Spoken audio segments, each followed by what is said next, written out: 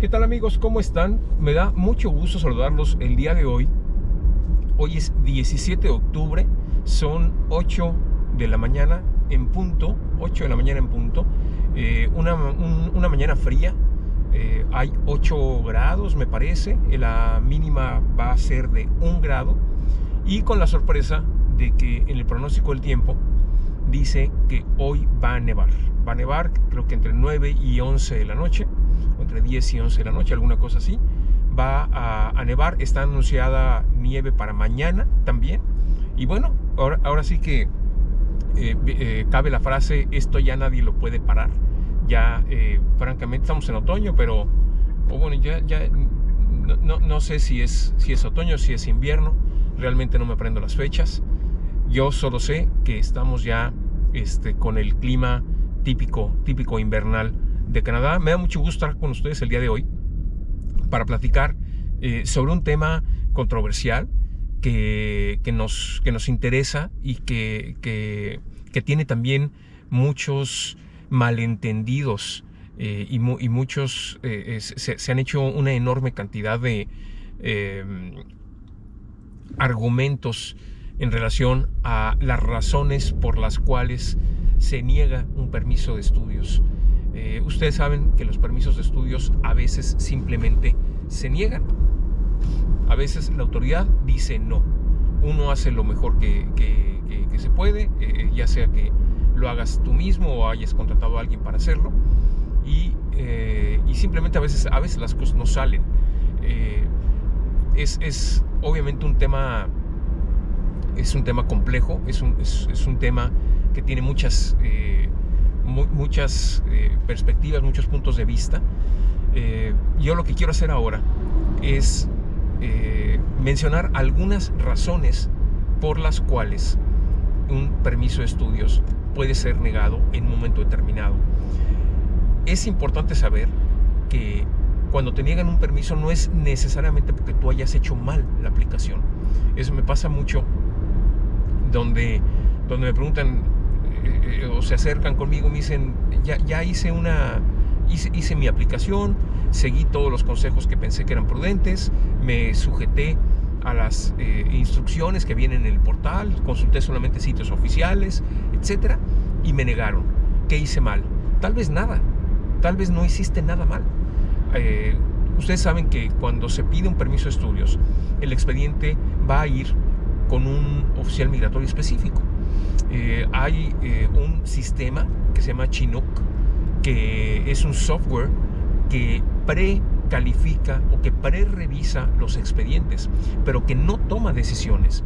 Y esto es otro malentendido que ha estado, es una versión equivocada que se ha estado, creo que irresponsablemente divulgando, donde una computadora decide si vas a venir a estudiar a Canadá o no. No, eso no es así. La decisión siempre, en el 100% de los casos, va a ser tomada por un oficial migratorio, un humano, una persona que al final, bien o mal, con suficientes argumentos o no, pero va a ser quien va a tomar la decisión. Entonces, pues esto de los sistemas inteligentes no es de ahora, es hace muchísimos años que migración los utiliza. Al final siempre va a ser una persona la que vaya a tomar, y esa persona va a aplicar su propio criterio, su ética de trabajo. Solamente va a decidir cuánto tiempo invertir en tu expediente, qué tan a profundidad revisar, y entonces tomará una determinación. Y muchas veces tal vez no es la determinación que podríamos considerar correcta. A veces te das cuenta que el oficial migratorio, pues por la manera en la que da sus explicaciones, no en la carta negativa no te dicen absolutamente nada, son textos preestablecidos que simplemente se copian y se pegan. Créanme, yo he leído centenas de cartas de rechazo. Siempre son iguales. Hay 2 o 3 variaciones, como que 2 o 3 formatos específicos, pero de ahí no pasas, ¿no? De ahí no pasas. Por alguna razón, en las cartas de negativa, el oficial no explica las razones. Simplemente son formatos predeterminados. Si quieres saber las razones, entonces tienes que pedir las notas GCMS o ATIP, como normalmente se nos conoce, ¿no? Las notas ATIP. Ahí es donde el oficial, si tiene suerte, va a desarrollar ideas y va a fundamentar las razones por las cuales negó, pero en el 80% de los casos son escuetas, son razones, son algún 3, 4 oraciones donde dice por qué negó, y a veces no corresponden con la realidad. A veces simplemente te dice el oficial migratorio que el aplicante no tiene los recursos suficientes para poder sacar este proyecto. Ustedes saben que se tiene que demostrar cierta cantidad de dinero. Hay unas tablas específicas que, de acuerdo al número de tu familia, al número de integrantes de tu familia, va a determinar la cantidad que debes de tener ahorrada para poder demostrar que puedes hacer este proyecto. A veces las personas tienen más del doble de lo que dicen las tablas oficiales, y dice el oficial que no van a poder sacar el proyecto. A veces el oficial dice que no encuentra razones, o no hay justificación en cuanto a que los estudios que vas o que pretendes comenzar vayan a contribuir a tu carrera. Pero ahí habría que dar un paso atrás, y es lo que le llaman degradación académica, cuando por ejemplo tienes una maestría en tu país de origen y estás pidiendo un diplomado, pero ahí no es tan blanco y negro. Hay que y es un punto de debate. Puedo estudiar algo distinto a lo que estoy haciendo, puedo estudiar algo distinto a lo que ya venía, o en función a mis grados académicos anteriores. Claro que puedes, no hay una sola persona que te vaya a obligar a estudiar tal o cual cosa en Canadá. Lo que pasa es que hay que ver cómo presentaste tu proyecto. Si tú presentas un proyecto en el cual tú estás diciendo que vienes a Canadá y te regresas a tu país a aplicar lo que aprendiste en Canadá, entonces sí, tendría que haber una correspondencia y tendría que ser una cuestión lógica en cuanto a superación académica. Ahí sí, por supuesto, pero no te están negando porque escogiste algo distinto a tu profesión. Te están negando porque estás mintiendo. Esa es la razón fundamental, porque no vienes aquí a estudiar para regresarte a tu país a aplicar lo que aprendiste. Entonces ahí sí el oficial podría no encontrar una relación, porque esta persona que tiene una maestría en impuestos y que tiene tanto éxito, que tiene su propio negocio o trabaja en este despacho acreditado, ¿por qué vendría a estudiar aquí una diploma de auxiliar administrativo o de cualquier cuestión menor para poder regresar a su país? Eso sí no hace sentido.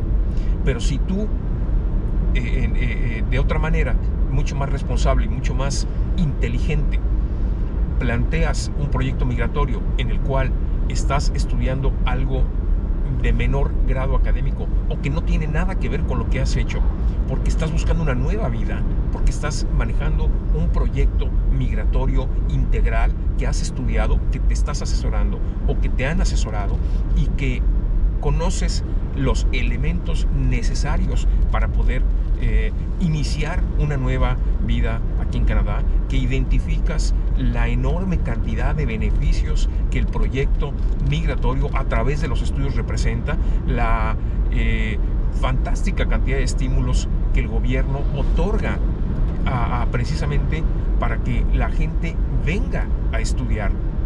Analiza el proyecto, es decir, analiza la estrategia, velo desde, digamos que abre tu visión y tú hazte la pregunta: ¿por qué el gobierno ofrece tantas cosas a los estudiantes?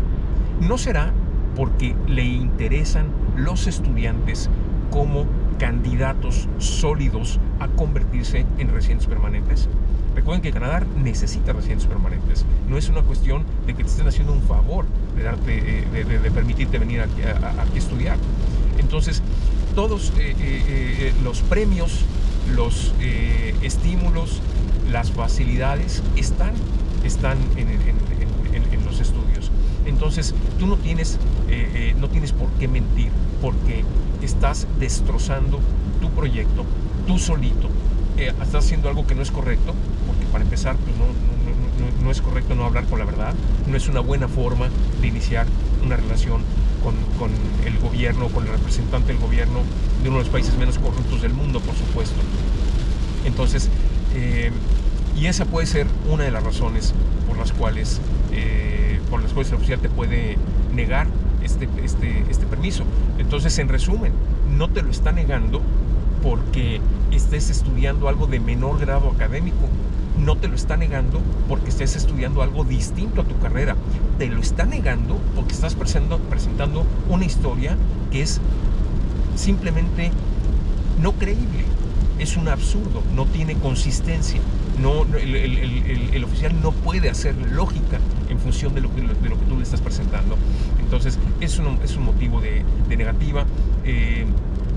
Hay algunas cuestiones, sé de casos en donde el aplicante ha enviado su carta de motivos en español. En español. Es decir,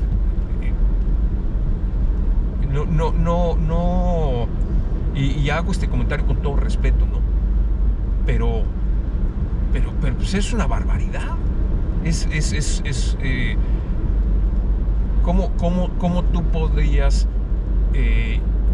vamos a suponer que tú, para extrapolarlo en una situación de todos los días o una situación simple y llana, vas a conocer a una persona, ¿no? Te interesa una persona como para salir con esa persona, establecer una relación, compartir cosas, estás interesado en esa persona y se citan para tomar un café y tú decides abrir boca, es decir, así empezar la conversación en un idioma que la otra persona no habla. ¿Cómo irá esa relación? Es decir, del 1 al 10, dime qué probabilidades de éxito le ves a esa relación, cuando simplemente le estás hablando en otro idioma que no conoce, que no domina y que no le interesa tampoco. Hay 2 idiomas oficiales en Canadá, inglés o francés. Toda comunicación que hagas con el gobierno tiene que ser o en inglés o en francés, tan oficial uno como el otro. Lo que pasa es que el porcentaje de personas que hablan francés es infinitamente menor al porcentaje de personas que hablamos inglés. Entonces, esa podría ser una de las razones. Y ya sin irme tan al extremo, que la carta de motivos sea un documento desaseado, sea un documento que no tiene fuerza y sobre todo que no representa un documento que no transmite lo que el oficial migratorio está buscando al revisar ese proyecto, esa aplicación, que es encontrar elementos que le hagan pensar, que lo convenzan de que quien está aplicando para tener ese permiso de estudios, perdón, pero aquí de repente hay sorpresas en la carretera. Quien está aplicando a ese permiso de estudios es alguien que sabe lo que está haciendo, que tiene los elementos para poder hacerlo, que tiene la determinación, que es financieramente solvente, que ha estudiado o se ha asesorado para poder, en cuanto a las obligaciones y responsabilidades que va a adquirir una vez estando en este país, en Canadá. No hay peor escenario que el permitirle el acceso a una persona, el otorgarle una visa, darle un permiso a una persona que no pueda, que a todas luces no vaya a poder sacar el proyecto, y entonces ya tienes un problema en casa, porque ¿qué haces con una persona que no está pudiendo estudiar, que no está pudiendo trabajar y que todas tiene necesidades? Entonces, muy fácil, lo regresas a su país, ok, lo tienes que encontrar primero. Entonces, ¿cómo le haces para encontrarlo? Bueno, aquí un departamento específico tiene que poner en marcha un procedimiento para localizar a una persona, notificarle, inclusive apresarla si es necesario, y entonces manejar su deportación. Es decir, como lo veas, es un problema. Es un problema. Alguien que entra a este país, que no tiene los elementos, que no tiene un plan, y que no tiene, o que tiene un plan lleno de buenas intenciones, pero que no tiene herramientas con qué llevarlo a cabo, o no tiene el conocimiento como para poder llevarlo a cabo, bueno, es un problema, ¿no? Entonces, estas son algunas de las razones por las cuales el oficial podría negar. También podría negarlo por que encuentre información en el expediente, específicamente ya sea en la carta de motivos o en los formatos, en donde se manifiesta, donde se pone información que no es exacta. Por ejemplo, uno de los formatos te pregunta en un punto específico sobre si en alguna ocasión se te ha negado el acceso a un país, o se te ha negado el permiso para acceder a un país, o bien te han pedido que te vayas de un país. Y ahí tienes que contestar con la verdad. Hay personas que de repente tuvieron hace muchísimos años un problema en Estados Unidos, se quedaron sin estatus, no lo ponen ahí, y obviamente el oficial tiene tu pasaporte, es uno de los documentos que tienes que mandar para poder completar el expediente. Obviamente van a registrar tu background, van a pasar te van a hacer un check, una revisión de tus antecedentes migratorios, y te van a hacer un check también de tus antecedentes criminales, que es otra de las preguntas que tienes que contestar con toda veracidad. Aquí más te vale, si tienes alguna cuestión en tu pasado, ponerla. Entonces ya le das la oportunidad al oficial de que evalúe la gravedad, y va a analizar y va a aplicar su criterio nuevamente. De repente, alguna persona que de niño lo llevaron a Estados Unidos, ¿no? Tenía 4 años cuando me llevaron a Estados Unidos, cumplí 18, me di cuenta que no quería vivir en un país ilegal, y me regresé a mi país de origen, estudié, formé una familia, etcétera. Bueno, hay circunstancias, ¿no? Y hay agravantes, y también hay atenuantes. Entonces el oficial simplemente va a tomar una decisión, pero ahí tienes la oportunidad. Si tú hablas con la verdad, tienes la oportunidad de que te aprueben o de que te nieguen. Pero si tú mientes, no hay probabilidad de que te aprueben. Es 100% una negativa. 100% una negativa. Porque esos formatos no están hechos para obtener información de ti. Están hechos para saber si tú estás hablando con la verdad. Porque la información de todas maneras la tienen. Tú no tienes idea la enorme cantidad de información que los gobiernos tienen de las personas, y los acuerdos que hay entre países, especialmente Canadá y Estados Unidos. Si alguna vez tuviste un detalle en Estados Unidos, lo tienes que poner, porque de todas maneras ya lo saben, y va a ser increíblemente más dañino para ti el que te descubran mintiendo, a que de primera mano tú seas quien diga: sí, tuve este problema, y entonces ya se evaluará el problema, y te negarán o te autorizarán. Y bueno, son algunas de las razones que les puedo mencionar en este momento. Recuerden que el historial de viajes, si bien la Corte Federal no se ha pronunciado en cuanto a la situación específica de los permisos de estudio, pero recientemente la Corte Federal dijo que la falta de historial de viajes no debe ser una negativa, una razón para que el oficial migratorio niegue un permiso de trabajo, y habla específicamente de los permisos de trabajo, pero perfectamente se puede extrapolar a los permisos de estudio. Es decir, se puede, y sin duda alguna, cuando se presente el caso, que hay una controversia constitucional, una controversia jurídica, sin duda alguna la Corte Federal va a salir y va a decir exactamente lo mismo. La falta de historial de viajes de una persona no lo hace inelegible para recibir un permiso de estudios. Y eso hace poco, hace un par de semanas les proporcioné esa información, y les puse, como siempre, la fuente oficial de donde obtuve la información. Es decir, estamos hablando de la Corte, les puse una publicación de la Corte Federal, no una opinión de un tercero, ni siquiera de Wikipedia, ¿me explico? Es decir, es la fuente. cuando quieres consultar una información, tienes que irte a la fuente oficial, no hay plan B, tiene que ser la fuente oficial. Y bueno, por supuesto que el tener, de repente algún cliente me pregunta, antes de pedir mi permiso de estudios, me gustaría hacer un viaje internacional porque tengo pocos o porque no tengo. Tengo los medios, tengo el tiempo. ¿Qué opinas de que me haga un viaje internacional para poder nutrir, para poder alimentar esa parte del historial de viajes? No, pues adelante, no te va a hacer daño. Por supuesto que va a ayudar. Que tengas un viaje te va a ayudar. Pero eso no quiere decir que el que no los tengas vaya a ser motivo negativa.